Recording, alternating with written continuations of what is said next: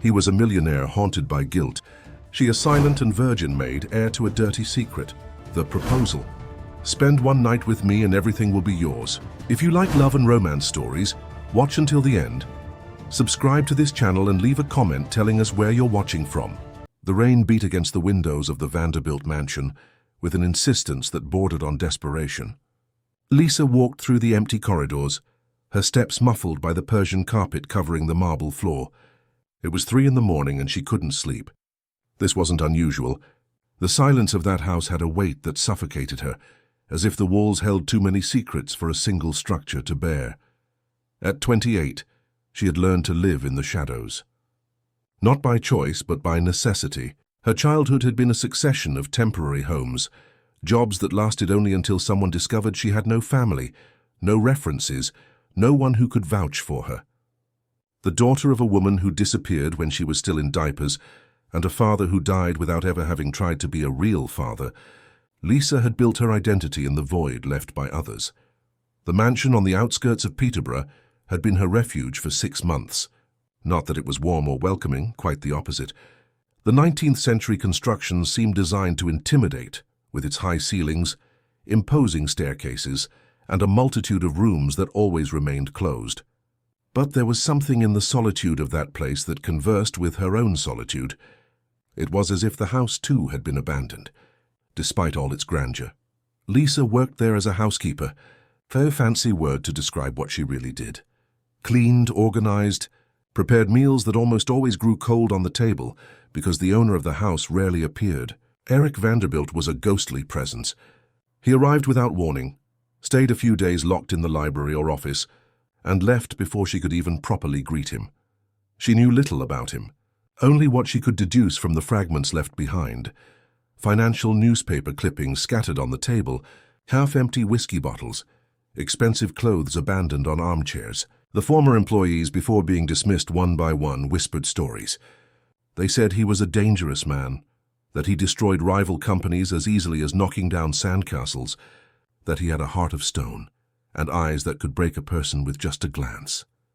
On that rainy night, Lisa went downstairs to check on a problem with the wiring in the library. The light had flickered during dinner, a solitary dinner as always, and she wanted to fix the problem before it burned out an important fuse. The mansion was plunged in darkness, with only the external lightning creating dancing shadows through the windows. As she pushed open the library door, she stopped abruptly. Someone was there. A silhouette outlined against the dim light of the fireplace, seated in a leather armchair that seemed to have been molded specifically for that body. Eric Vanderbilt was home and she hadn't known. He didn't turn when she entered. He remained motionless, a glass of whiskey in his right hand, his eyes fixed on the flames dancing in the fireplace. Lisa hesitated for a moment, unsure whether to discreetly withdraw or explain her presence there. The rain continued hammering against the windows, and the sound seemed to amplify the awkward silence between them. Then he spoke, without taking his eyes off the fire. "How long have you been working here, Lisa?" His voice was deeper than she remembered, carrying something she couldn't identify.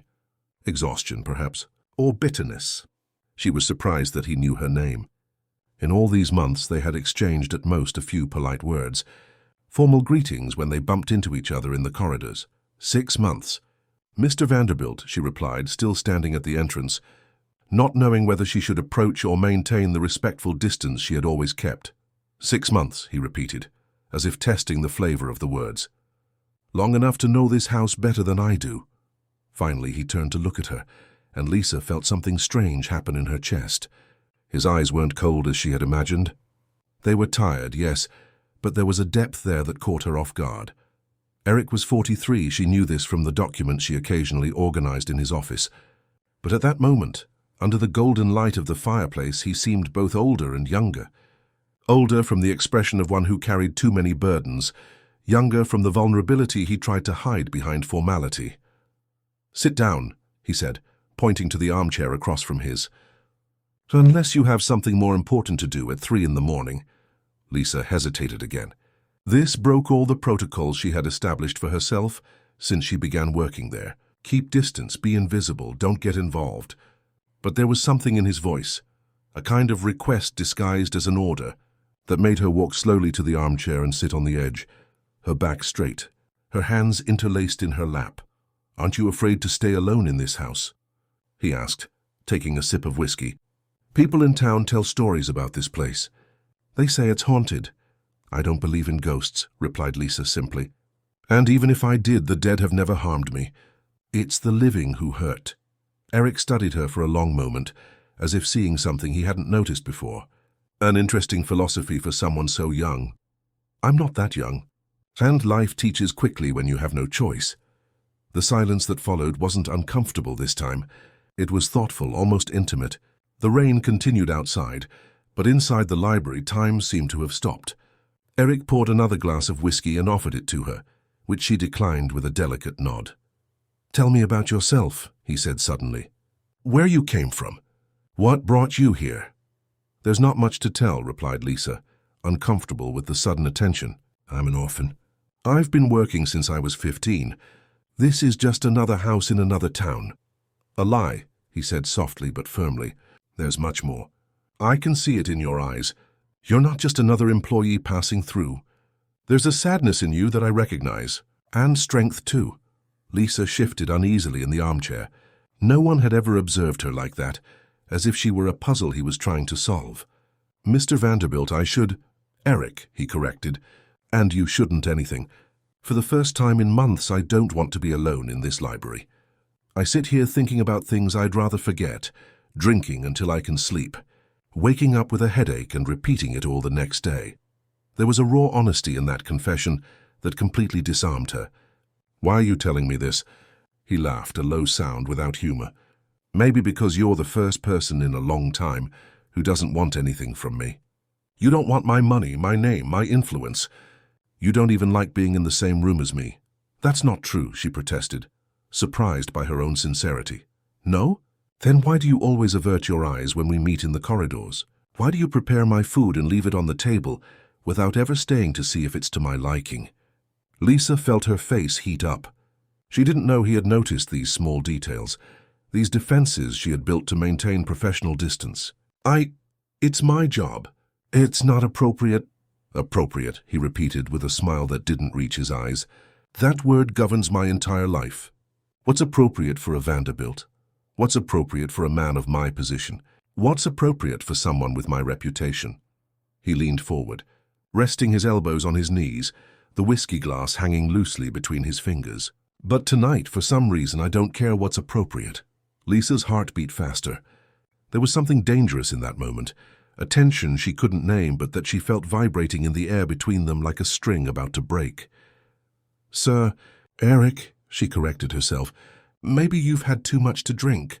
Maybe I should go—" "No," he said too quickly, revealing an urgency that surprised both him and her. "Please, just stay, just for today, just until the rain stops." Lisa remained in the armchair, her hands still interlaced in her lap, as she watched Eric drink the rest of his whiskey in a single gulp. The rain had lessened to a constant drizzle, but neither of them mentioned this. It was as if a tacit agreement had been made. This night existed outside the normal rules, outside the hierarchy that separated them during the day. "Have you ever wondered what makes a person become who they are?" he asked, placing the empty glass on the side table. "Whether we are the product of our choices or the circumstances that shape us." "Every day," Lisa answered honestly, "especially when I wake up in places like this, living a life I didn't plan, being a person I perhaps shouldn't be." Eric observed her with renewed attention. "And what person should you be?" She laughed softly, a melancholic sound. "I don't know. Maybe someone who had a family, a real home, people who would worry if she didn't come back home." She stopped, realizing she had revealed more than she intended. "And you? What person should you be?" "Better," he said simply. "Much better than I am." During the minutes that followed, they talked about things they had never shared with anyone.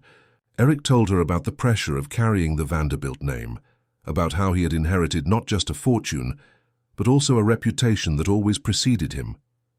He spoke about businesses he had destroyed not out of malice, but out of necessity, about people he had disappointed because he didn't know how to be different from what the world expected of him. Lisa, in turn, spoke about the feeling of not belonging anywhere, about how she had spent her entire life being invisible, about the loneliness that had accompanied her since childhood. She told him about the temporary jobs, the families who treated her well until the moment she began to feel at home, and then found an excuse to dismiss her. "There's something liberating about being invisible," she said. "You observe people without them feeling observed. You learn their secrets, their weaknesses, their most intimate truths. Sometimes I think I know more about the families I've worked for than they know about themselves." "And what have you discovered about me?" asked Eric, leaning slightly forward. Lisa hesitated. The question was dangerous, loaded with an intimacy she wasn't sure she was ready to face. But there was something in his eyes, a genuine vulnerability that made her answer honestly. "That you're afraid," she said softly. "I don't know of what, but I can see it. You hide behind your reputation, your wealth, your power, but there's something that terrifies you. And that you're lonelier than anyone I've ever known, including myself." The silence that followed was dense, filled with truths that had been uttered for the first time. Eric stood up and walked to the window, hands in his pockets, observing the rain that continued falling on the dark gardens of the mansion.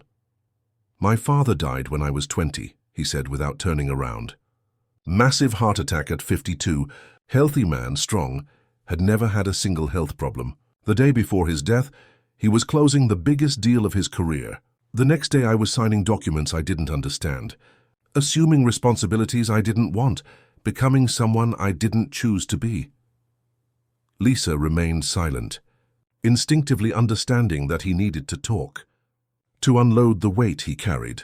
"He had a partner," continued Eric, "Vincent Davenport, my father's trusted man, almost an uncle to me. He helped me with the transition, taught me the business, guided me through the turbulent waters of the corporate world." His voice grew harder. "Until the day I discovered he had been selling company information to our competitors for years. Not just information. Entire contracts, strategies, confidential client data." Lisa felt a strange chill run down her spine, a premonition she couldn't explain. "When I confronted Vincent, he didn't deny it. He laughed, actually, said that my father was a naive idealist, that the business world was too cruel for honest people, that he was just ensuring his own survival." Eric turned around and Lisa saw a hardness in his eyes that hadn't been there before. "That man destroyed not just our company, but also my ability to trust anyone." "What happened to him?" asked Lisa, although a part of her didn't want to know the answer. "He died in a car accident 3 months later. Brakes failed on a downhill road." Eric's voice was neutral, but there was something behind the words that made her question whether it had really been an accident. "He left some debts, a ruined reputation, and a daughter that no one knew where she was." Lisa's world seemed to tilt slightly. "Daughter?" "A girl he had outside his marriage. The mother disappeared when she was a baby, and he never publicly acknowledged paternity. After he died, she simply vanished. She was probably better off without him anyway." Lisa felt her breathing become more difficult. The name Vincent Davenport echoed in her mind like a distant bell, carrying memories she had tried to bury. Her father. The man who visited her sporadically during her childhood, who gave her expensive gifts but never real affection, who disappeared for months and returned as if nothing had happened. Did you ever meet her?" "The daughter?" she asked, trying to keep her voice steady. Eric shook his head.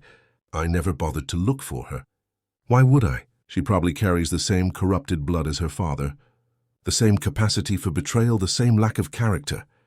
He returned to the armchair, not noticing how Lisa had grown pale. "Sometimes I wonder if she knows what her father did, if she's aware of the destruction he caused."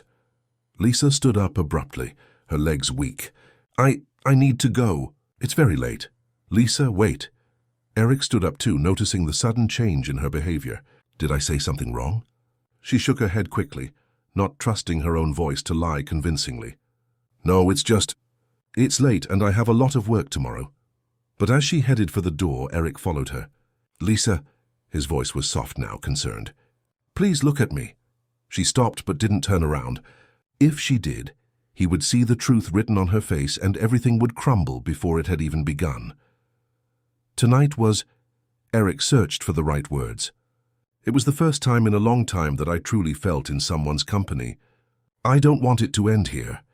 Mr. Vanderbilt, she said formally, returning to protocol as a shield.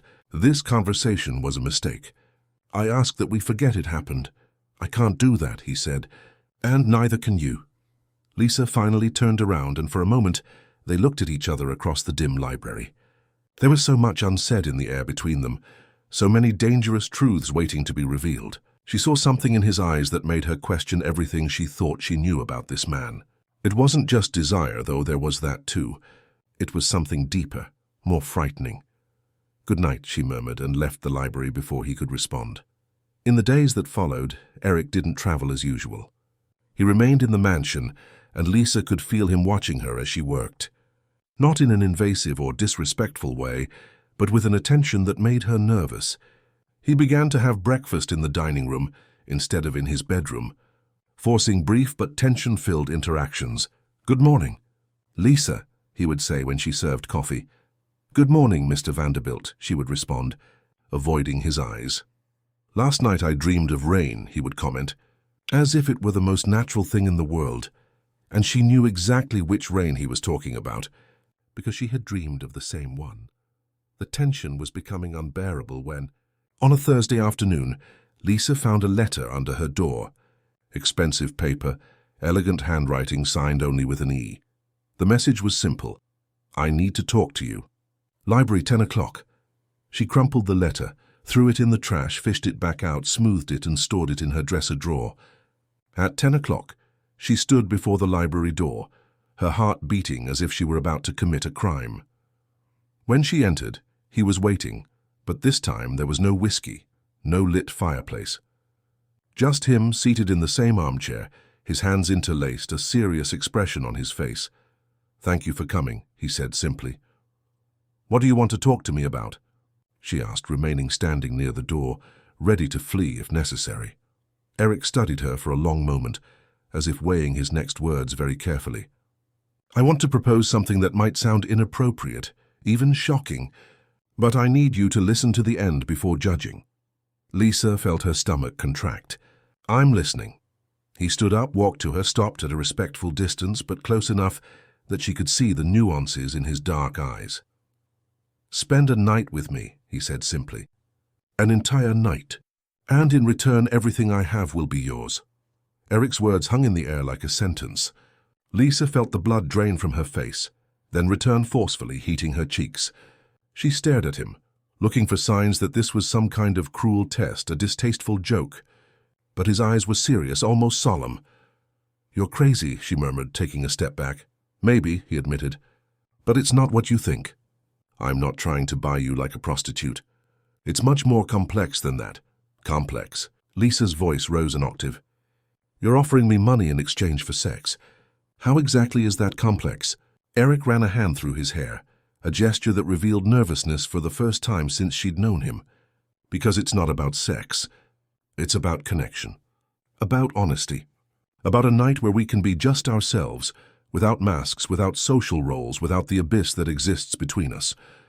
And you think I need your money for that?" Lisa's indignation was genuine, but beneath it was something more dangerous, curiosity. "You think I'm that desperate?" "No," he said quickly. "I never thought that. But I know you have dreams you can't fulfill, needs you can't meet.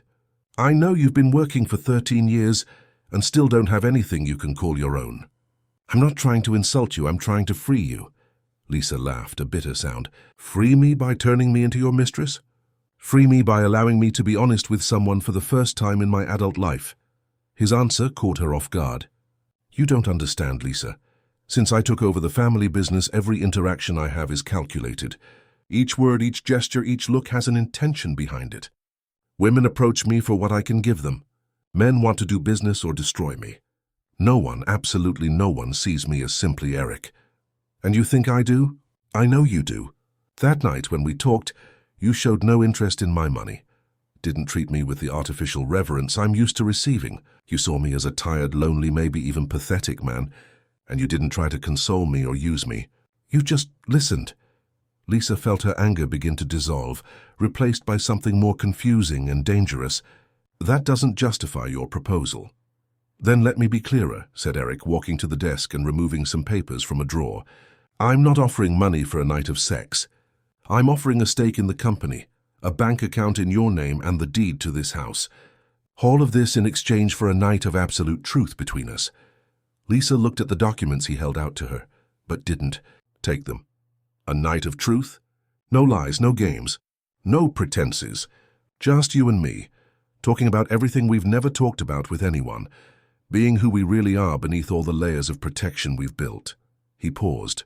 If it leads to the physical, so be it. If it doesn't, that will be perfect too. You're talking about emotional intimacy, not physical, she said slowly, trying to understand. I'm talking about both, or neither. I would let you decide. Eric put the papers back in the drawer. All I want is a night where I don't have to pretend to be the man everyone expects me to be. And you don't have to pretend to be invisible. Lisa walked to the window, observing the dark gardens of the mansion. The proposal was absurd, inappropriate, potentially destructive for both of them. But there was something in it that resonated with a part of herself she had buried long ago, the woman who existed beneath the housekeeper, the orphan, the survivor. Why me? She asked without turning around. Because you're the only person I've met in the last 10 years who doesn't want anything from me. And paradoxically, that makes me want to give everything to you. And if I say no, then we'll continue as before. You'll continue being my housekeeper. I'll continue being your distant employer, and we'll both pretend this conversation never happened. Lisa turned to face him. And if I say yes? Then tomorrow night, after all the other employees leave, we'll sit here in this library and be completely honest with each other about everything. About our fears, our regrets, our most secret desires. About who we were before we became who we are. And we'll see where that leads us. The silence that followed was loaded with dangerous possibilities. Lisa could feel the weight of the decision, knew that any answer she gave would irreversibly change the course of her life. And the scariest part was that a part of her wanted to say yes. Not for the money, not for the financial security, but for the promise of a real connection with another human being. I need to think, she finally said. Of course. But Lisa, he approached again, stopping when there was still a meter between them. Whatever your decision, I want you to know that this conversation has already changed something in me. For weeks I haven't been able to stop thinking about you. Not in an obsessive or inappropriate way, but you've brought me back to a version of myself I thought I had lost forever. What version? The version that still believed two people could truly connect. That real intimacy was possible. That I could be loved for who I am, not for what I possess. Lisa felt her resolution waver. There was a vulnerability in his voice that touched wounds she didn't even know she had. Eric, don't answer now, he said quickly. Think. And if you decide yes, just show up here tomorrow at 9 at night. If you decide no, don't show up, and we'll never bring up the subject again. She nodded and headed for the door, but stopped when her hand was already on the doorknob. May I ask a question? Anyone. If I were Vincent Davenport's daughter, would that change your proposal? Eric frowned, clearly confused by the seemingly random question. Why do you ask that? Just curiosity. He thought for a moment. Honestly, I don't know. It would be complicated. There would be an almost poetic symmetry in it, don't you think? The son of the betrayed man and the daughter of the traitor, finding something real in each other. He observed her carefully. Why, did you know her? Lisa shook her head quickly. No, how could I? I was just wondering what it would be like. To carry the weight of a father's mistakes. Terrible, I imagine, said Eric softly. But a person can't be judged by the crimes of those who created them. We all deserve the chance to write our own story. His words echoed in Lisa's mind as she went up to her room. If he knew who she really was, would he still say the same thing? Would he still see her as a woman worthy of his honesty, his vulnerability, his extraordinary offer? She spent the night awake, looking at the ceiling, weighing every word that had been said. By morning she had made her decision, but wasn't sure if she would have the courage to execute it. During the following day, she and Eric barely spoke. He left early for a meeting in town and returned only in the late afternoon. When their eyes met in the hallway, he just nodded slightly, without pressure, without visible expectation. But Lisa could feel the tension radiating from him like heat. At 8:30 at night, after the last employee had left, Lisa took a long bath, brushed her hair until it was silky, and wore the only nice dress she owned. A simple navy blue one she had bought on sale years before and never had occasion to wear. At 9 o'clock sharp, she was standing before the library door again. This time, when she entered, she found a completely different scene. The table was set for two, with candles, flowers from the garden, and a bottle of wine already opened. Eric was dressed casually, jeans and a white shirt, and looked as nervous as she felt. "You came," he said, and there was genuine relief in his voice. "I came," she confirmed, closing the door behind her. "But I have one condition, which is—" Lisa took a deep breath, gathering all the courage she possessed. "I want you to tell me everything about Vincent Davenport. Everything he did, how you found out, how you felt. I want to know exactly what kind of man he was." Eric seemed surprised but nodded. "If that's what you want, I'll tell you." "But why?" "Because," she said, walking to the table and sitting down, "before we are completely honest with each other, I need to know if you would be capable of forgiving a father's sins in the daughter who had no choice about who created her." "Lisa," he said slowly, a suspicion beginning to form in his eyes, "what aren't you telling me?" She looked him in the eyes, feeling as if she were about to jump off a cliff. "Everything. I'm not telling you everything, but tonight, if you agree to listen to me until the end, I will tell you." Eric sat in the opposite chair, pouring wine for both of them with hands that trembled slightly. "Then let's start at the beginning, and may God help us with what we'll discover about ourselves by dawn." Eric poured the wine carefully, as if the ritual could delay the moment of revelations they both knew were coming. The silence in the library was dense, loaded with anticipation and fear. Lisa watched the candle flames dance, creating shadows that seemed to conspire with the secrets she was about to reveal. "Vincent Davenport," began Eric, taking a sip of wine before continuing, "was a man I deeply admired when I was young. He had a magnetic presence, a sharp intelligence, and a loyalty that I believed was unwavering to my father." He paused, his eyes lost in bitter memories. "When Dad died, Vincent was the one who kept me standing, literally. At the funeral, when I was about to collapse, he hugged me and said he would always be by my side, that he would honor my father's memory by helping me become the man he wanted me to be." Lisa felt a pang in her chest. She remembered that funeral. She was 15 and hidden behind a tree in the cemetery, observing from a distance the burial of the father who had never publicly acknowledged her. She remembered seeing Eric, then only 20, looking lost and devastated beside the coffin. "In the first 2 years after Dad's death, Vincent was my mentor," continued Eric. "He taught me everything about the business, protected me from the sharks who wanted to take advantage of my inexperience, helped me make difficult decisions. I saw him as a substitute father." "What changed?" asked Lisa softly, although a part of her didn't want to know the answer. A routine internal audit revealed discrepancies in the contracts.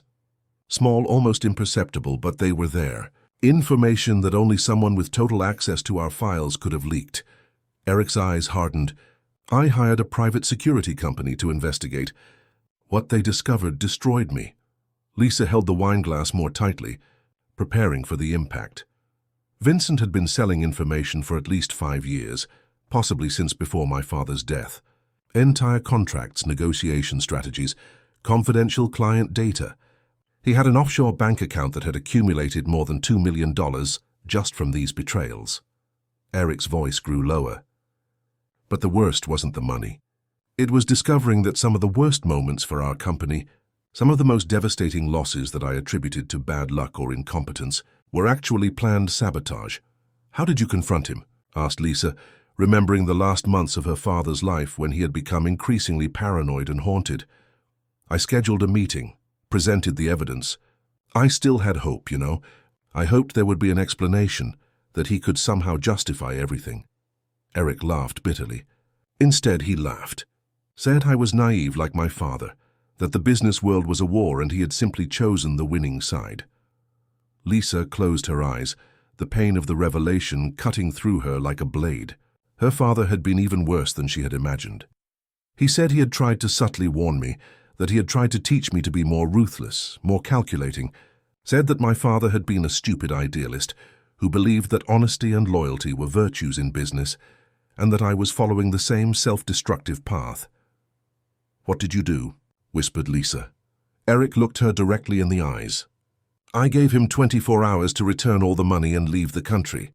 I told him that if he was still in the United States after that, I would destroy him the same way he had tried to. Destroy us.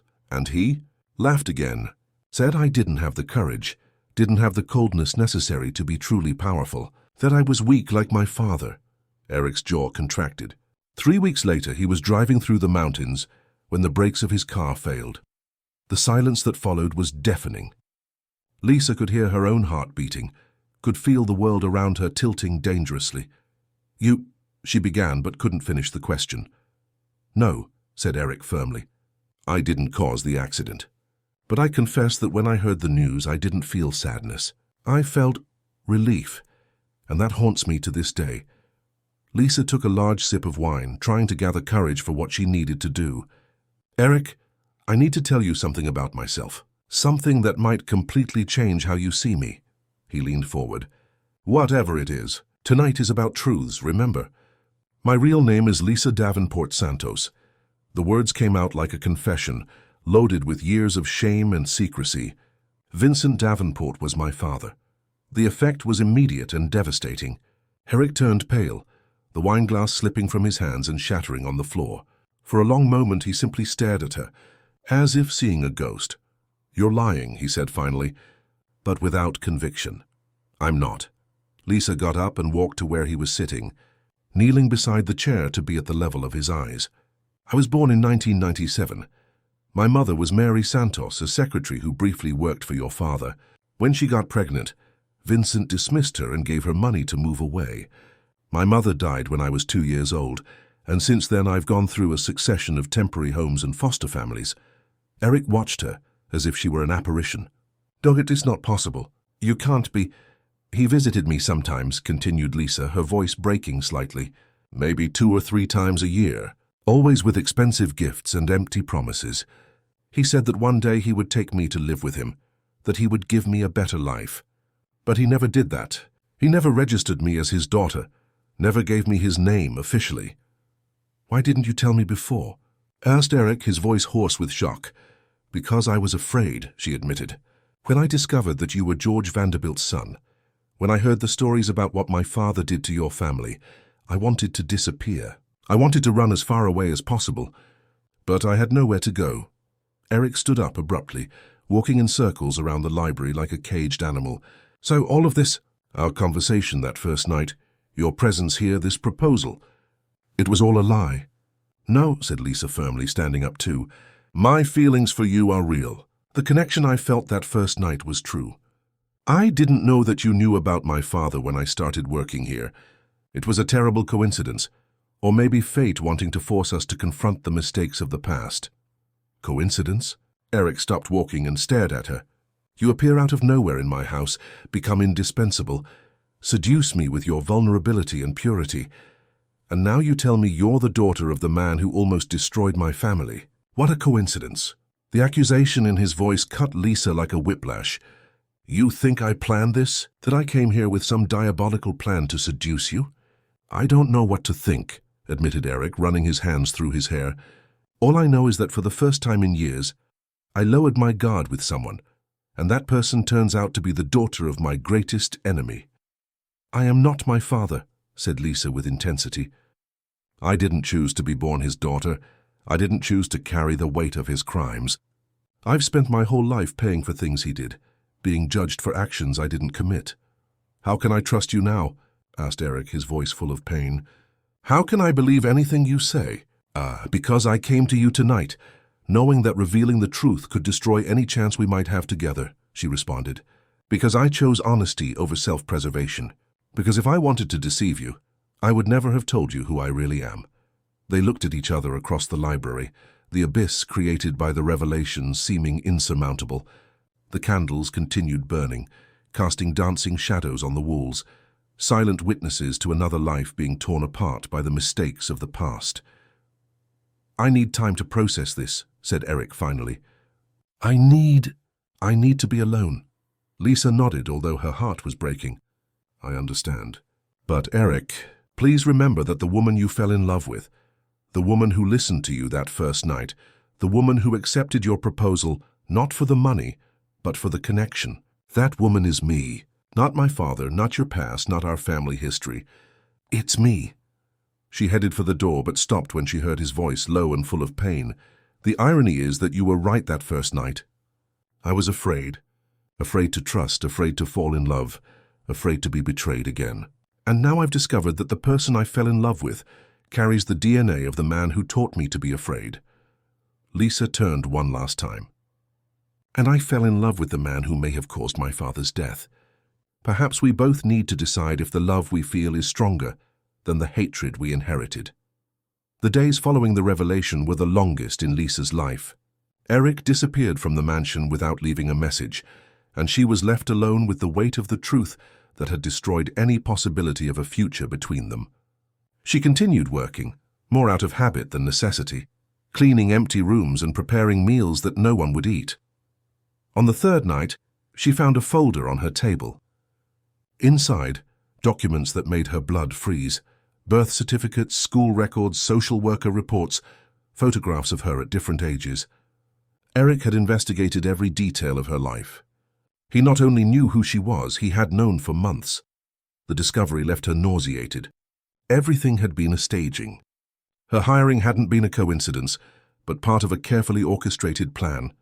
But a plan for what? Revenge? Humiliation? She couldn't understand what the final objective would be. When Eric returned a week later, he looked like a darker version of himself. His eyes had a hardness she had never seen before. And there was a coldness in his posture that made her question whether the vulnerable man from the library had been just a performance. "We need to talk," he said, finding her in the garden where she was pruning roses with an obsessive concentration. Lisa put down the scissors and turned to face him. "About how you investigated me? About how all of this was planned from the beginning?" "Yes," he admitted, without trying to deny it, "but not in the way you imagine." "Then explain to me," she said, crossing her arms. "Explain to me how discovering I'm Vincent Davenport's daughter and bringing me to work in your house wasn't an act of premeditated cruelty." Eric walked to the stone bench near the fountain and sat down, suddenly looking tired. 3 years ago, I hired a security company to investigate all the assets left by Vincent after his death. I wanted to be sure there weren't more hidden surprises, more betrayals that could still haunt me. Lisa remained standing but paid attention. "The investigation revealed your existence. An illegitimate daughter he never officially recognized, but who appeared in some private documents. Initially, I thought about looking for you just to clarify if you knew about your father's crimes, if you had information that could help me recover what was stolen. But you didn't do that. Not immediately.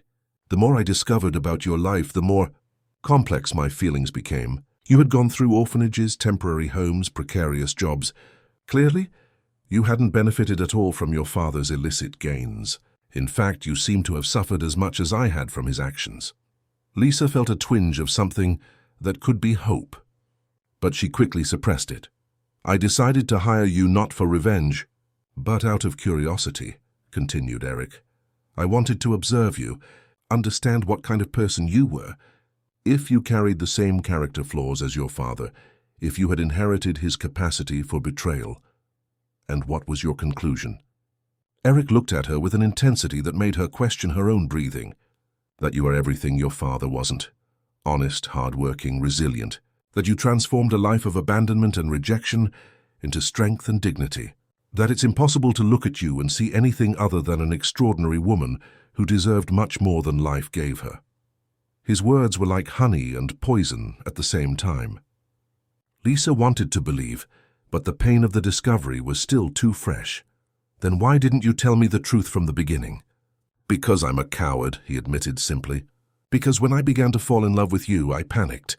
How could I explain that I knew who you were from the first day? How could I make you believe that my feelings were genuine when our relationship had begun with a lie? And are they genuine?" Eric stood up and walked to her, stopping close enough that she could see the nuances of pain in his eyes. "Every word I said that first night in the library was true. Every moment of vulnerability was real. What I feel for you completely transcended the reason that led me to bring you here. How can I trust that now?" "You can't," he said with brutal honesty. Just as I can't completely trust that your acceptance of my proposal had nothing to do with who I am or what I possess. We both lied. We both have reasons to distrust each other. Lisa felt tears burn her eyes. So it's over. All of this is over before it even began? I don't know, replied Eric. It depends on whether we're capable of building something real on the ruins of our initial lies. They remained silent for a long moment, the sound of water from the fountain filling the space between them. Finally, Lisa spoke. That night you said you wanted a night of absolute truth. Maybe we can still have that even if it's too late. What are you proposing? That we finish what we started. That we spend a night being completely honest with each other, without games, without lies, without hidden agendas. And afterward, we decide if there's something worth saving between us. Eric studied her for a long moment, and if we discover there isn't, then at least we'll know we tried, that we didn't let our parents' sins completely destroy our chance at happiness. Tonight? He asked. Tonight, she confirmed. When Lisa returned to the library at 9 that night, the scene was different from the first time. There was no set table or romantic candles, just 2 armchairs positioned facing each other and a bottle of whiskey on the side table. Eric was waiting, dressed casually, but there was a tension in his posture that suggested this night would be even more difficult than the previous one. Thank you for coming, he said when she sat down. Thank you for giving me a second chance, she replied. So let's do this right this time, said Eric, pouring whiskey for both of them. No omissions, no half-truths. I want to know everything about you, and you can ask anything about me. Then tell me about your investigation, Lisa said immediately. Everything you discovered about me. Everything you knew even before hiring me. Eric took a deep breath. I know you went through 7 different homes until you were 16. I know you were expelled from the last one because you got into a fight defending a younger child who was being mistreated. I know you worked in a textile factory for 2 years, then as a waitress, then as a maid for various families. Lisa listened in silence, impressed by the level of detail. I know you sent part of your salary to an elderly lady named Mrs. Amelia until she died 2 years ago, the only person who really cared for you in your entire childhood. I know you have a scar on your left knee from when you fell from a tree at 8 years old trying to pick mangoes to share with the other children at the orphanage. My God, murmured Lisa. You even investigated my childhood. Every detail, he confirmed. And the more I discovered, the more fascinated I became. Not with Vincent Davenport's daughter, but with Lisa Santos, a woman who transformed abandonment into compassion, loneliness into strength, poverty into dignity. And what else? She asked, her voice almost a whisper. I know you never had a serious boyfriend. I know you distrust intimacy, because every time you allowed yourself to get close to someone, you were rejected or abandoned. I know you sleep poorly on stormy nights, because it was on a rainy night that your mother died. He paused. And I know that despite all this, you still believe in love. You still hope to find someone who truly sees you and chooses to stay. Lisa felt tears running down her face. How can you know so much about me and still have doubted me? Because fear is sometimes stronger than reason, admitted Eric. Because when you're betrayed in a devastating way, you start to see betrayal where it doesn't exist. Now it's my turn, said Lisa, wiping away the tears. Tell me about my father's death, the complete truth. Eric stiffened. Lisa, the truth, she insisted. If we're going to do this right, I need to know. He took a long sip of whiskey before answering. 3 days before the accident, Vincent came to me, said he had reconsidered his position, that he wanted to negotiate an honorable exit from the situation. Lisa leaned forward. He proposed returning half of the stolen money in exchange for me not publicly disclosing what he had done. Said he had a daughter to take care of, that he didn't want to leave her helpless in the world. And you accepted? I said I would think about it. We scheduled a meeting for 3 days later. Eric's voice grew lower. On the day of the meeting, I received the call about the accident. Do you think it was suicide? Eric hesitated for a long moment. I think it was a desperate man driving recklessly on a dangerous road.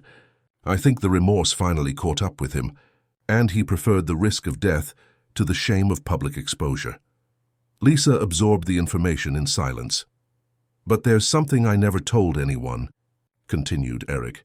The day after the accident, I received a letter from him. Posted on the morning of his death before the fatal journey.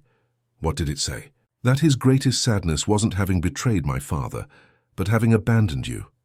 That the money he had stolen was hidden in a bank account whose details were in the envelope. And that he wanted me to find you and ensure you had a better life than he had been able to give. The silence that followed was profound and loaded with emotion. Did you keep the letter? Lisa finally asked. Eric stood up, walked to the desk and removed a yellowed envelope from a drawer. I kept it, and the money too. Every cent is in an account I opened in your name 3 years ago. Lisa held the envelope with trembling hands, as if it were a sacred artifact. The paper was yellowed by time, but the handwriting was unmistakably familiar, the same that signed the sporadic birthday cards she received in childhood. May I read it? She asked, her voice barely above a whisper. Eric nodded, returning to his armchair. It's yours by right. With careful fingers, Lisa removed the letter from the envelope. The date marked the day of Vincent's death, posted just hours before the fatal accident. She took a deep breath before beginning to read aloud. Eric, if you're reading this letter, it means I finally paid for my mistakes. I know my words may sound empty, coming from a man who destroyed the trust your father placed in me, but I need to try to do something right before I leave. Lisa's voice trembled, but she continued. You were right when you said I was a coward. I've spent my entire life making choices driven by fear. Fear of poverty, fear of irrelevance, fear of not being enough. I betrayed your father because I was desperate to secure my own future, without thinking about what it would do to your futures. Lisa paused, wiping away a tear that had escaped. But my biggest mistake wasn't betraying George. It was abandoning my daughter. Lisa Davenport Santos is everything good in me, everything I should have been but never had the courage to be.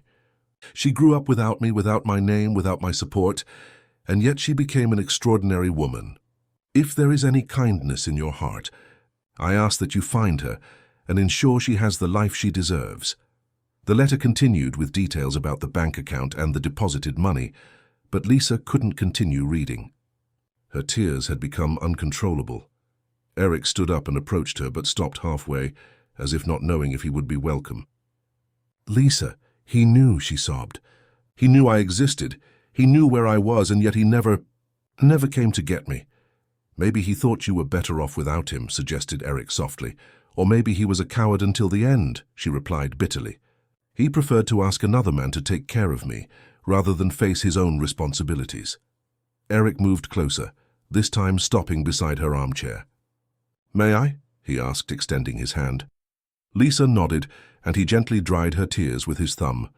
The touch was intimate, careful, loaded with a tenderness that surprised her. He may have been a coward, said Eric, but at least he recognized what you represented. And in a strange way, he was responsible for putting us in each other's path. Do you really believe there's something of destiny in all this? Asked Lisa, looking into his eyes. 3 years ago, I would have said it was just coincidence. But now so, he caressed her face delicately. Now I believe some people are meant to find each other, regardless of the circumstances. Even when those circumstances include betrayal, lies, and death. Especially then. Maybe we needed to go through all of this to learn to value what we have. Lisa stood up, walking to the window where the rain had started again. A gentle rain, different from the storm of the first night they spent together in the library. Eric, she said without turning around, what happens to us now? Now that there are no more secrets between us? He approached from behind, stopping close enough that she could feel the heat of his body. That depends on you, on us. I'm afraid, she admitted, afraid that this is just the adrenaline of the forbidden, of the complexity of our situation. Afraid that when the dust settles, we'll discover there's nothing real between us. And I'm afraid, he said, that you'll decide that carrying the weight of our history is too heavy. That you'll prefer to start over with someone who doesn't have so much emotional baggage. Lisa turned to face him. We're quite a pair, aren't we?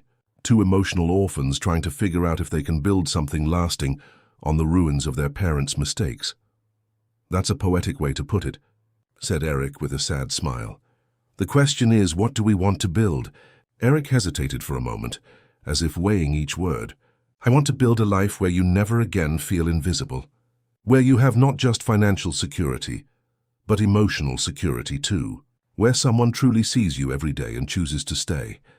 And I, said Lisa, taking a step toward him, want to build a life where you never again have to pretend to be someone you're not, where your vulnerability is seen as strength, not weakness, where you can trust that you won't be betrayed again. They were very close now, only a few centimeters separating their bodies. The sexual tension that had been building for weeks, repressed by the revelations and conflicts, began to pulse between them again. Lisa, murmured Eric, his voice hoarse, if we do this, if we truly give ourselves to each other, there's no going back. I'm not the kind of man who can love halfway. And I'm not the kind of woman who gives herself without being completely certain, she replied. But tonight in this library, with all the truths finally revealed, I am certain. When he kissed her, it was as if all the obstacles between them had finally disappeared. There was no longer the housekeeper and the employer, no longer the traitor's daughter and the victim's son. There was only Lisa and Eric, two people who had found in each other what they didn't know they were looking for. The kiss was intense, loaded with weeks of repressed tension, painful truths shared, a vulnerability that both rarely allowed others to see. When they finally separated, both were breathless. Are you sure? He asked, his hands framing her face. I'm sure that I want to discover who we are when we stop running from what we feel, she replied. Eric took her hand and led her to the sofa near the fireplace. But instead of rush or urgency, there was a reverence in his movements, as if he were participating in a sacred ritual. I want you to know, he said, sitting beside her, that regardless of what happens from today, you've changed my life. You've shown me that I'm still capable of feeling something beyond anger and distrust. And you've shown me that I'm worthy of being seen, she replied, touching his face with delicate fingers. That I can occupy space in someone's world without needing to apologize for existing. When they kissed again, it was with the awareness that they were crossing a definitive line. There were no more doubts, no more fears, no more secrets between them. There was only the present, the promise of true intimacy, and the hope that they could build something beautiful from the ashes of the past. Eric kissed her with an intensity that made Lisa forget all the reasons why this was complicated. His hands explored her body with reverence, as if she were something precious he had been looking for his entire life without knowing. Lisa, he murmured against her lips, are you absolutely sure? Because after tonight, I won't be able to pretend this didn't happen. I won't be able to go back to treating you as just my employee. I don't want you to, she replied, pulling him closer. I don't want to pretend to be invisible anymore, especially not to you. The rain continued outside, creating a cocoon of intimacy around them. For the first time since they had met, there was no rush, no fear of being discovered or interrupted. There were just the two of them, finally free to be who they really were with each other. When they made love there on the library sofa, it was with an emotional intensity that surprised them both. It wasn't just physical, though the passion was overwhelming. It was an act of absolute trust, a complete surrender of two people who had decided to stop protecting themselves from each other. Afterward, lying entwined beneath the blanket Eric had fetched, they remained silent for a long time, listening to the rain and the beating of each other's hearts. What happens tomorrow? Lisa finally asked. Tomorrow, said Eric, kissing the top of her head, we begin to build our own story. One that has nothing to do with our parents or the past. And the other employees. Society, people will talk. Let them talk, he said firmly. I've spent too much time worrying about what others think. The only opinion that matters to me now is yours. Lisa snuggled closer in his arms.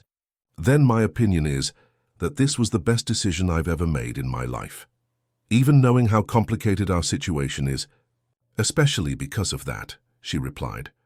Because if we can find love in the midst of so much chaos, maybe it's the kind of love that can survive anything. The first days after that night in the library were like living in a fragile bubble of happiness.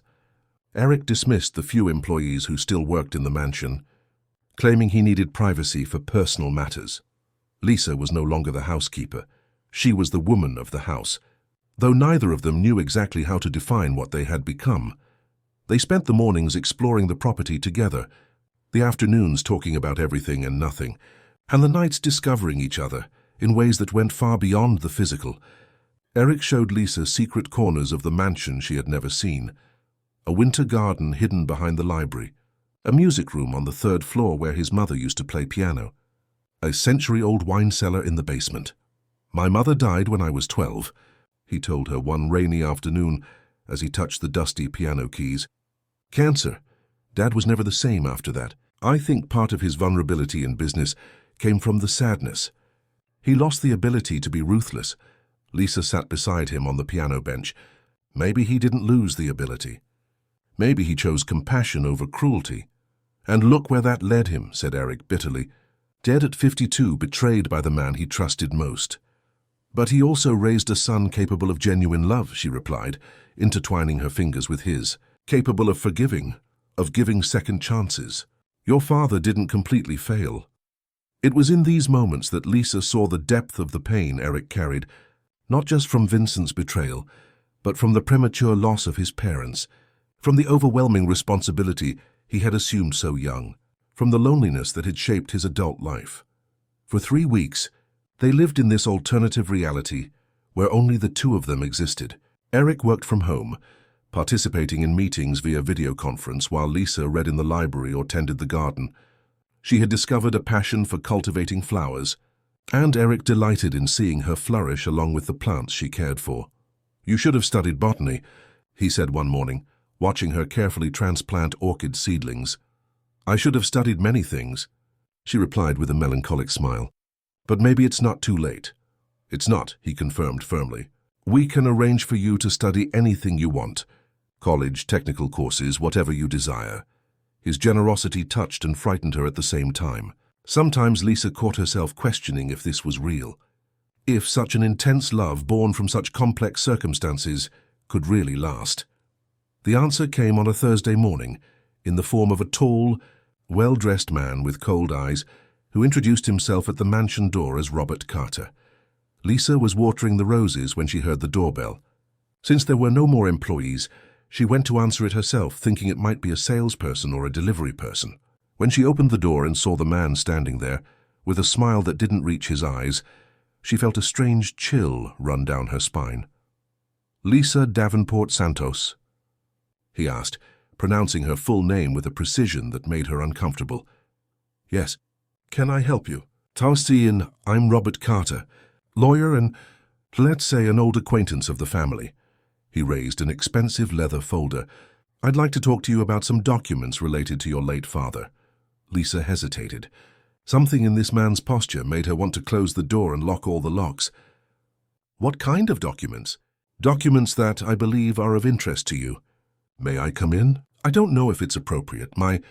Eric isn't home at the moment." Robert's smile widened. "Ah, yes, Eric Vanderbilt. Actually, my interest here concerns both of you." Against her better judgment, Lisa led him to the living room. Robert looked around with calculated interest, as if evaluating each piece of furniture, each work of art. "Beautiful property," he commented, sitting down without being invited. "It must be interesting to live here after spending so many years in more modest circumstances." The condescension in his voice made Lisa harden. "Mr. Carter, what exactly do you want?" Robert opened the folder and removed an official document, placing it on the coffee table. "A marriage contract, signed by your father 3 months before his death." Lisa felt the world tilt slightly. "Marriage contract? Vincent Davenport owed me a considerable amount of money. As a guarantee of the debt, he offered his daughter in marriage." Robert spoke as if he were discussing any ordinary business transaction. "The contract is valid and legally binding." "This is absurd," said Lisa, standing up abruptly. "No one can be offered as a guarantee of debt. This isn't the 18th century. But technically you weren't offered as a guarantee. You were promised in marriage as a way to settle the debt. And according to American law, a contract signed by your father in your name when you were a minor can be considered valid under certain circumstances." "I never knew of the existence of this contract. I never consented to anything." "The consent of minors is represented by parents or legal guardians," said Robert, with a professorial tone that deeply irritated her. "And Vincent Davenport was indisputably your biological father." Lisa picked up the document and quickly leafed through it. Her father's signature was there, authenticated, along with several complex legal clauses that she couldn't fully understand. "What do you want?" she asked directly. "To honor the commitment made by your father. To marry me.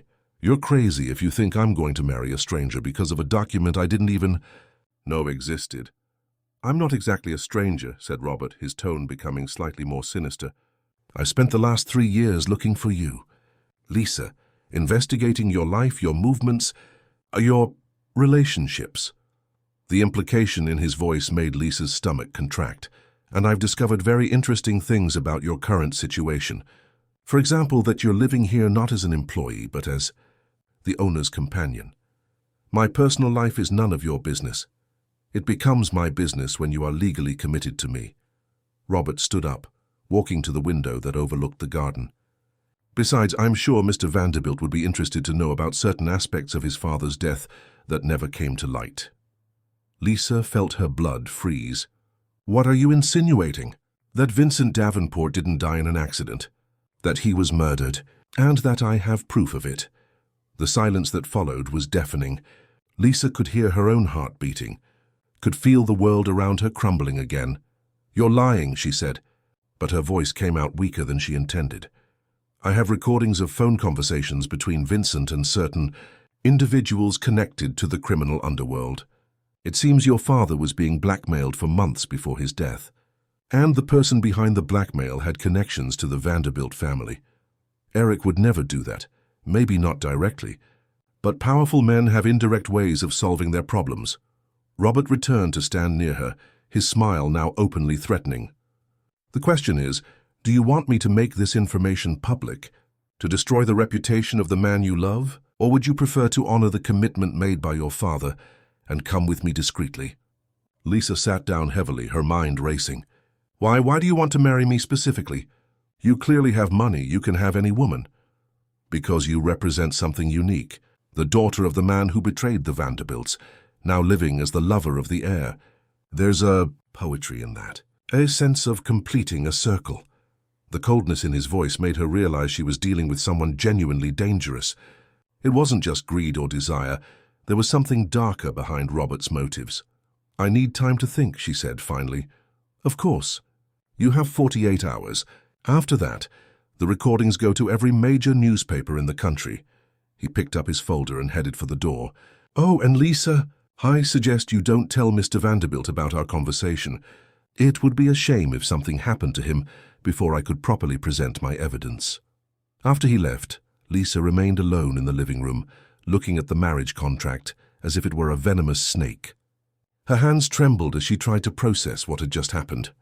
When Eric arrived home 2 hours later, he found her sitting in the garden, motionless as a statue, her eyes fixed on the roses she had planted with such care. "Love," he called, approaching with concern. "Did something happen?" Lisa looked at him, at the man who had become her world in a matter of weeks, and felt her heart break. How could she tell him that the past had returned to destroy the future they were building? How could she risk his life because of her father's continuing mistakes? "No," she lied, forcing a smile. "I was just thinking about how strange it is how life can change so quickly." Eric sat beside her, pulling her into his arms. "Changes can be good. Look at us." "Yes," she murmured against his chest, breathing in his scent as if it were the last time. "Look at us." But even as he held her, Lisa was already beginning to say goodbye, because she knew with a certainty that destroyed her that she could not risk the life of the man she loved because of a past she couldn't escape. That night, as Eric slept beside her, Lisa remained awake, looking at the ceiling and trying to find a solution that would save them both. But the more she thought, the more obvious it became that some situations don't have happy endings, and that sometimes loving someone meant being strong enough to let them go. Lisa spent the next 2 days trying to act normally, but Eric now knew every nuance of her behavior. He noticed how she avoided his gaze during breakfast, how her hands trembled slightly when she thought he wasn't watching, how she pulled away when he tried to touch her. "Lisa," he said on the morning of the second day, finding her in the kitchen preparing coffee with mechanical movements, "I need to know what's going on." "I don't know what you're talking about," she replied without turning around. Eric approached from behind her, placing his hands on her tense shoulders. For the last 2 days you've been different, distant, as if you were preparing to run away. His perception was painfully accurate. Lisa had spent the last 48 hours mentally preparing herself to leave the only real happiness she had ever found in life. "Maybe that's what I should do," she murmured, not realizing she had spoken aloud. "What?" Eric turned her to face him, his dark eyes full of concern. "Run away? Why?" Lisa looked at his face, the worry lines around his eyes, the tense jaw, the vulnerability he showed only to her, and felt her resolution waver. How could she leave him without explanation? How could she disappear after everything they had shared? "Because maybe our happiness was built on an illusion," she said finally. "Maybe we're too naive to believe we can escape the past." "What past?" "Our past has no power over us unless we allow it." Before Lisa could respond, the doorbell rang. Both of them tensed and Lisa felt panic rise in her throat. 48 hours had passed. Robert had returned.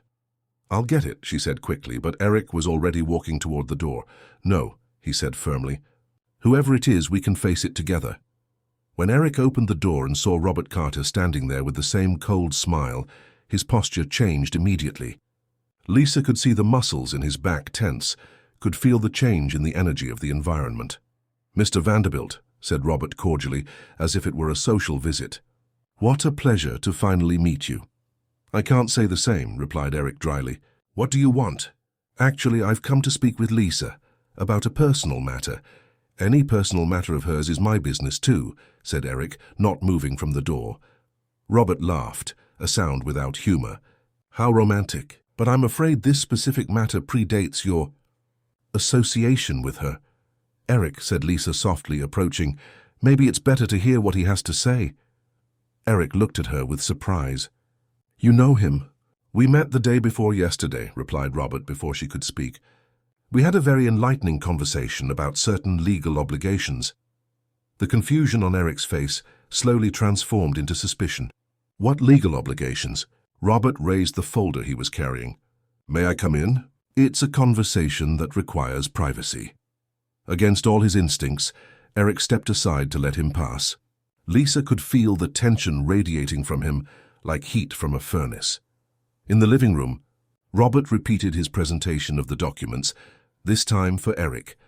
The marriage contract, the alleged debts, the supposed legal validity of it all. Eric listened in silence, but Lisa could see the anger growing in his eyes. "This is absurd," said Eric when Robert finished. "Forced marriage contracts have no legal validity in the United States. Not since the 19th century. "Ah, but this isn't technically forced," explained Robert with false patience. "It was an agreement between father and creditor, with the daughter as the beneficiary. Vincent wanted to ensure that Lisa had financial security after his death." "Financial security she never saw," pointed out Eric, "because she disappeared. I spent 3 years looking for her to honor the agreement." Eric stood up abruptly, walking to the window. Lisa could see his mind working, processing information, reaching conclusions that she feared he would reach. "And you," said Eric slowly, turning to Lisa, "knew about this when you started working here?" "No," she replied quickly. "I didn't know any of this until 2 days ago." "But you knew who I was. You knew about my father and Vincent Davenport." The implicit accusation in his voice cut Lisa like a blade. "Eric, please, it's not what you think." "Then what is it?" His voice was getting louder, harder.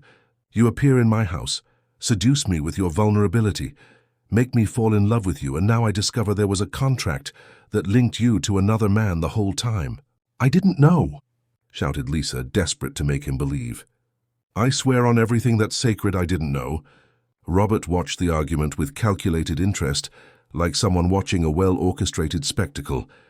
"But there's more," he said casually, removing another document from the folder.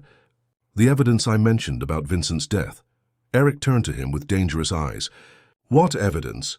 "Recordings of telephone conversations in which Vincent mentions having received threats. Threats from people connected to your company, Mr. Vanderbilt." "That's a lie." "I can play the recordings if you want." Vincent's voice is very clear. "If something happens to me, it was George's son. He will never forgive me for what I did." The silence that followed was as dense as lead. Lisa could see Eric processing the information, and knew that even knowing he would never do such a thing, The seed of doubt had been planted. "You're trying to blackmail us," said Eric finally. "I'm trying to protect the interests of my future wife," corrected Robert. "Lisa, have you made your decision?" All eyes turned to her. Lisa looked at Eric, at the man who had become her anchor, her hope, her reason to believe in love, and saw the pain and confusion in his eyes. She saw how the revelations were destroying him, how doubts were infiltrating his mind. At that moment, she made the most difficult decision of her life. "Yes," she said, her voice breaking. "I will honor my father's commitment." Eric's reaction was as if she had punched him in the stomach. He bent slightly, all color draining from his face. "Lisa, no." "It's the right thing to do," she said, forcing firmness into her voice. "My father caused enough damage to your family. I won't allow it to continue." "Excellent choice," said Robert, putting away the documents. "We'll marry next week. I have everything prepared." "No," said Eric with a hoarse voice. "I won't allow this." "I'm afraid it's not your decision," replied Robert. "And if you try to interfere, you'll be forced to face the consequences of your associate's actions." "Eric, please," said Lisa, approaching him. "Let me go. It's better this way."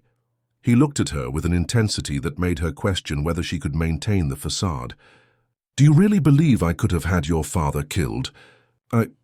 Lisa hesitated, and that hesitation was like a stab to both of them. "I understand," said Eric, retreating as if she were radioactive. "Then go, if that's what you really want, go." "Eric, get out of my house," he said, his voice broken but firm. "Now." Lisa looked at him one last time, memorizing every detail of his face, trying to forever keep the memory of the only man she had ever truly loved. "I'm sorry," she whispered, "for everything." And then she left, following Robert to the car that was waiting at the entrance of the mansion. As they drove away, she turned to look at the property one last time and saw Eric in the library window, watching her leave. It was the last time she saw him for 3 long months. What followed was a nightmare period. Robert installed her in a luxurious apartment in Chicago, but it seemed more like a golden prison. He controlled every aspect of her life, where she could go, who she could talk to, what she could do. Preparations for the wedding advanced without her real participation. She was just a piece being moved on someone else's chessboard. During this time, Lisa discovered more about Robert Carter. He wasn't just an ambitious lawyer, but a man with dangerous connections, involved in questionable businesses that included blackmail, extortion, and worse. His obsession with her wasn't romantic. It was possessive, controlling, sick. She tried to escape twice. The first time she was recaptured before even leaving the building. The second time she made it to the bus station before Robert's henchmen brought her back. After that, he hired security guards to watch her 24 hours a day.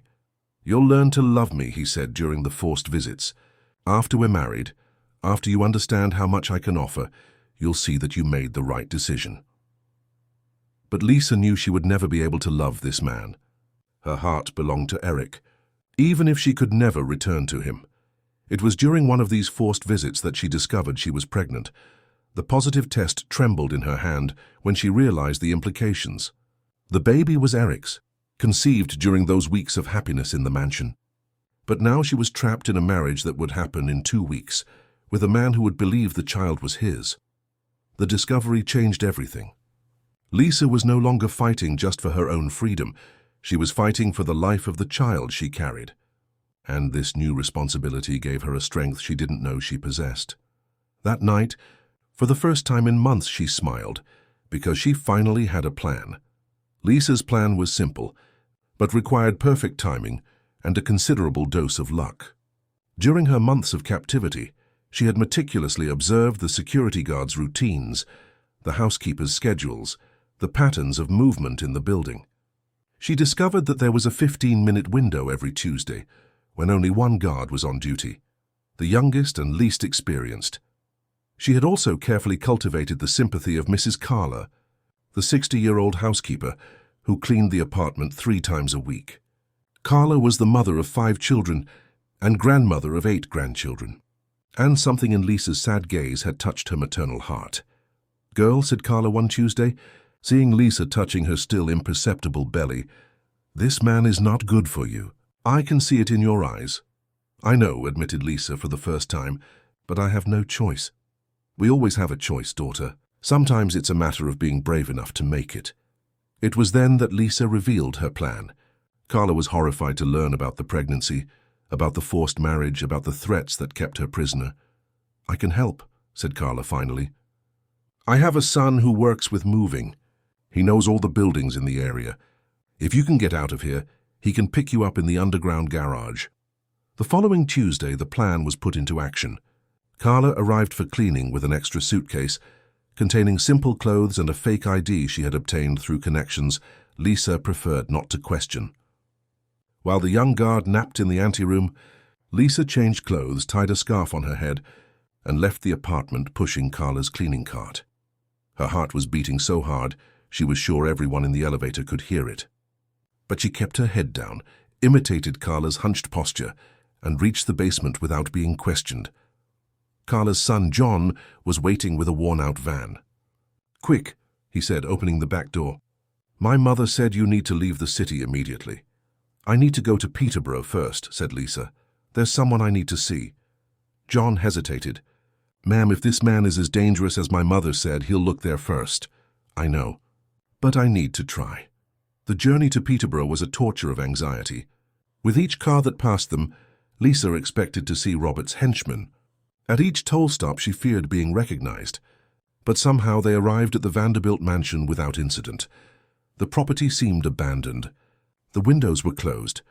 The garden she had cared for with such love was neglected, and there was a "for sale" sign at the entrance. "He moved," murmured Lisa, feeling her heart break again.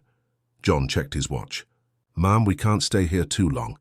If this man has contacts, they must have already discovered your escape." Lisa walked to the front door, hoping against all hope that Eric was still there. She rang the bell, knocked on the door, called his name. Nothing. It was when she was about to give up that she heard a noise coming from the back of the property. With her heart racing, she ran toward the garden and found Eric kneeling among the rose bushes she had planted, his hands dirty with soil, trying to revive the plants that had withered in her absence. He raised his eyes when he heard her footsteps, and for a moment, both simply looked at each other in total shock. Eric was thinner, with dark circles under his eyes and an unkempt beard that suggested sleepless nights. "Lisa?" His voice was hoarse as if he hadn't used it for days. "Are you real, or am I finally going completely mad?" "I'm real," she said, walking slowly toward him. "And I'm sorry. For everything." Eric stood up slowly as if not trusting his own legs. "You're going to marry him next week. I read it in the newspaper. I'm not going to marry him. I escaped. I'm here to—" "For what?" he asked, a mixture of hope and pain in his voice. "To say a proper goodbye before returning to your fiancé? To tell the truth. The whole truth." Lisa took a deep breath, preparing for the revelation that would change everything. "Eric, Robert Carter isn't just a lawyer. He's a criminal. The recordings about my father's death were fake. He forced me to choose between staying with you and protecting your reputation." Eric moved closer, stopping a respectful distance away. "What are you saying?" "That he blackmailed me. He threatened to release the fake recordings, to publicly destroy you, possibly even physically harm you if I didn't agree to the marriage. And you believed I couldn't defend myself against these accusations? I believed you didn't deserve to go through that. That after everything you suffered because of my father's betrayal, you didn't deserve to be dragged through more mud because of me." Eric came closer, close enough to touch her if he wanted. "So you left me to protect me?" "I left you because I love you," she said, tears running down her face. "Because I would rather break my own heart than see yours being shattered again." "Fool," he murmured, finally pulling her into his arms. "My heart was already shattered the moment you walked out that door." They kissed like shipwrecked people finding solid ground, like people who had walked in the desert and finally found water. 3 months of separation, pain and longing dissolved in that kiss. "Eric," she said against his lips, "there's something else I need to tell you. Whatever it is, there are no more secrets between us. I'm pregnant, with your child." He pulled back slightly to look at her face, his eyes filling with emotions she couldn't fully identify. "Pregnant? 2 months along. Conceived during those weeks we spent together." "My God," he murmured, placing his hand on her belly. "Our baby. Eric, I know this complicates everything. I know Robert will hunt us down, that it won't be easy." It doesn't matter, he said firmly. It doesn't matter what we have to face. I won't let you go again. It was then that they heard the sound of cars approaching rapidly. John ran to them, his face pale with panic. "Ma'am, they found us. There!" Three black cars arriving by the main road. Eric immediately went into protection mode. "How many men?" "There seem to be many," replied John. "There's an exit through the back of the property," said Eric quickly. "A dirt road that leads straight to the highway." "We can—" "No," said Lisa with sudden determination. "I've run away enough. I've hidden enough. If we're going to be together, if we're going to raise our child, we need to face this now. Lisa, this man is dangerous. We don't know what he's capable of." "I know exactly what he's capable of, and that's why this needs to end today." Robert's cars entered the property like a military invasion. He got out of the first car with 4 henchmen, his expression oscillating between anger and something close to sadistic triumph. "Lisa," he called, his voice echoing through the garden. "What a disappointment, and I thought you had learned to be obedient." "I will never be obedient to you again," she shouted back, intertwining her fingers with Eric's. "It's over, Robert. I'm not going to marry you." "Oh, but you will, because now it's not just about you." He made a signal and 2 of his men drew weapons. "It's about your dear Eric, too." "If you hurt him," began Lisa. "You will do exactly what I order," finished Robert, "as you always should have done." It was then that Eric stepped forward, placing himself in front of Lisa. "Actually," he said with a calmness that surprised everyone present, "I think you're the one who's going to do exactly what I order." Robert laughed. "And why would I do that?" "Because," said Eric, taking his phone from his pocket, "while you were arriving here, I was recording this entire conversation. Threats, weapons, kidnapping, all very interesting for the federal police." Robert's smile faltered slightly. "And also because," continued Eric, "over the last 3 months, while you thought you were being very smart, I was investigating you, your connections, your businesses, your illegal activities. I have enough evidence to send you to jail for the next 20 years. You're bluffing. Want to bet your freedom on that?" Eric smiled, but there was no humor in his eyes. "Robert Carter, you have 2 minutes to leave my property with your men. If you don't, the federal police, who are already on their way, will find you here with illegal weapons, threatening a pregnant woman." As if it had been invoked, the sound of sirens began to echo in the distance. Robert's face transformed into a mask of pure hatred. "This isn't over," he said, retreating toward the car. "You can't defeat me." "We already have," said Lisa, finding a strength in her voice that surprised her. "The moment we chose to fight together, instead of letting fear separate us." As Robert's cars disappeared down the road, Lisa turned to Eric with admiration and disbelief. "Did you really call the federal police?" "I did. And I really do have evidence against him." "I said I wouldn't let you go again, and I meant it." He pulled her into his arms again. "Besides, we have a baby to protect now." "So it's over? Really over?" "The nightmare is over," he confirmed, kissing her forehead. "Our true life is just beginning." 6 months later, Lisa was sitting in the garden of the Vanderbilt mansion, now renovated and full of life, watching Eric plant new rose bushes beside the ones she had originally cultivated. Her belly was round and prominent, the baby moving actively inside her, as if approving the peace they had finally found. Robert Carter had been arrested 2 weeks after the confrontation on the property. The evidence Eric had collected, combined with the testimonies of other victims who found courage to speak after his arrest, resulted in a 25-year sentence for extortion, kidnapping, racketeering, and an impressive list of other crimes. The fake marriage contract was declared null by the courts, and all the recordings about Vincent's death were exposed as crude fabrications. "How are you feeling today?"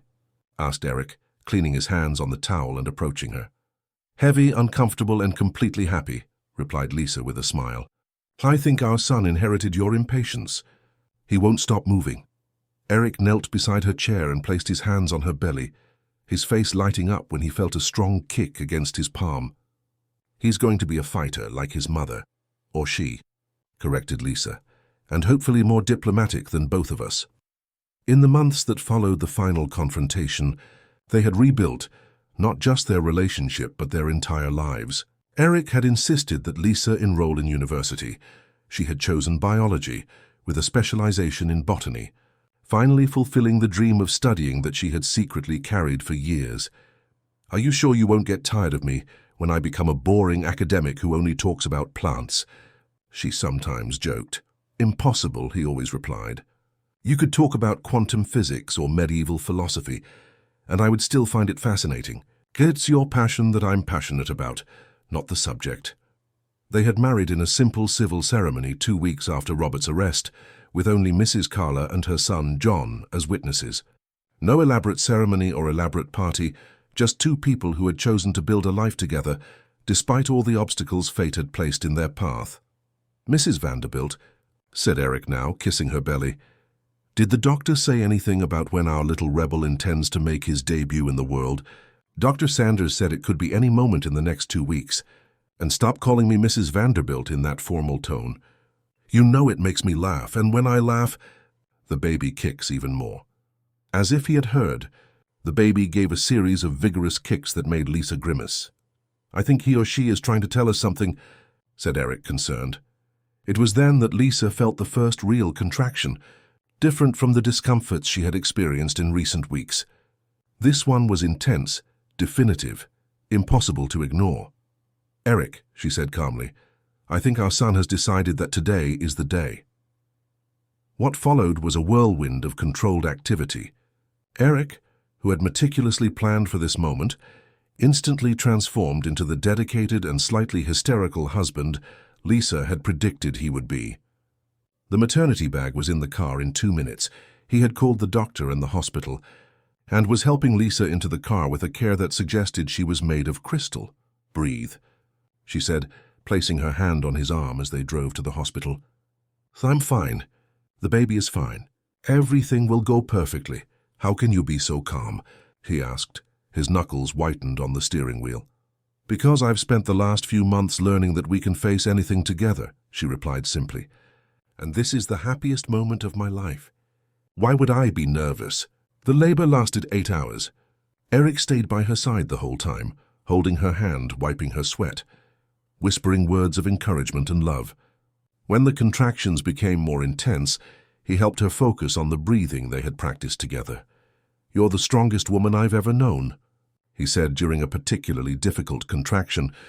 "If you could make me fall in love despite all our complicated history, you can do anything. Including," she said with a broken laugh, "bringing our son into the world." And then, at 3 in the afternoon on a sunny Friday in December, Ryan Vanderbilt entered the world with an indignant cry that made his parents laugh through tears. "Ryan," murmured Lisa, when they placed the baby in her arms.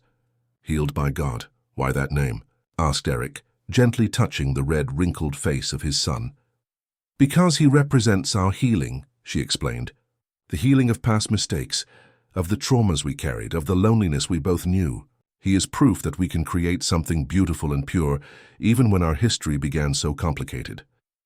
Eric kissed her forehead, then the baby's. "Ryan Vanderbilt, welcome to the world, my son." In the days that followed, the mansion was transformed into a true home for the first time in decades.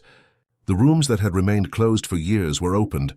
The sound of laughter echoed through the corridors, and the library, where everything had begun on that rainy night, became a place of happy memories instead of loneliness. "Do you remember," said Lisa one night, 3 months after Ryan's birth, "that first conversation in the library? When you said you wanted a night of absolute truth." "I remember," replied Eric, adjusting the sleeping baby in his arms. "I thought one night would be enough. I didn't know I was asking for a lifetime. And if you had known, I would have asked anyway. You transformed my entire existence. Lisa, transformed this haunted house into a home, my anger into love, my distrust into faith." Lisa snuggled beside him on the library sofa, watching their son sleep peacefully in his father's arms. "And you taught me that I deserved to be seen, to be loved, to occupy space in the world. You taught me that I don't need to carry my father's sins for the rest of my life." "We taught each other that," he corrected. "Do you think our parents would approve?" she asked impulsively. Eric thought for a moment. "I think my father would be happy to know I managed to find love, despite all the pain he carried. And your father, I think he finally did something right when he wrote that letter, asking me to take care of you.